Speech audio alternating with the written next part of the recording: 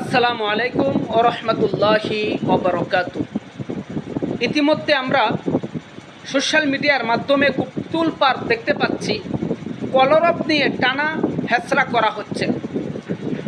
একজন একদিকে টানছে, আরেকজন আরেক দিকে টানছে। আর এই বিষয়টা নিয়ে ইউটিউবাররা যারা রয়েছে তারা ভিডিও তৈরি করে তারা রাতারাতি ভাইরাল হচ্ছে। আমি মনে করব বদরুজ্জামান সাহেব, আপনি আইনুদ্দিন আল আজাদ রহমতুল্লাহি আলাই ওনার সুযোগ্য সাহেবজাদা গালিবকে এবং তার পরিবারকে নিয়ে একসাথে বসুন।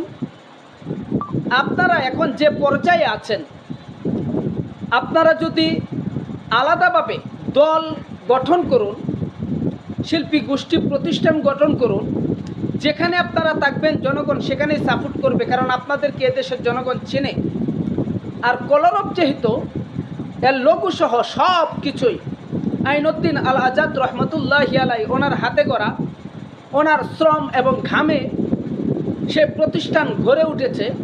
সুতরাং তার সুযোগ্য সাহেবজাদা গালিবকে সেটা বুঝিয়ে দেওয়া আমি মনে করি আপনাদের অত্যন্ত জরুরি এবং করণীয় বিষয়।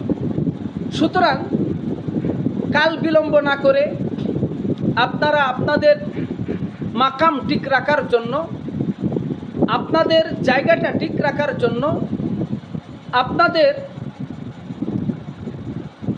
ইজ্জত সম্মান ঠিক রাখার জন্য আপনি আইনুদ্দিন আল আজাদ রহমতুল্লাহি আলাই তার পরিবারের সাথে বসেন, তাদের সাথে আলোচনা করেন। যদি তারা এখন এই পর্যায়ে এই চ্যানেলটি নিয়ে যেয়ে তারা যদি চালাতে পারে, তারাও যদি তা সম্মতি গ্রহণ করে যে আমরা চালাতে পারবো, তাহলে তাদের জিনিস তাদেরকে বুঝিয়ে দিন, তাদের প্রতিষ্ঠান তাদেরকে বুঝিয়ে দিন। আমি বুঝতে পেরেছি এই প্রতিষ্ঠানটা ডেভেলপ করতে যে বদরুজ্জামান ভাই লক্ষ লক্ষ টাকা এর পিছনে খরচ করেছে। প্রয়োজনে আপনি সেখান থেকে আপনার অ্যামাউন্ট তুলে নিয়ে আপনি তাদের প্রতিষ্ঠান তাদেরকে বুঝিয়ে দিন।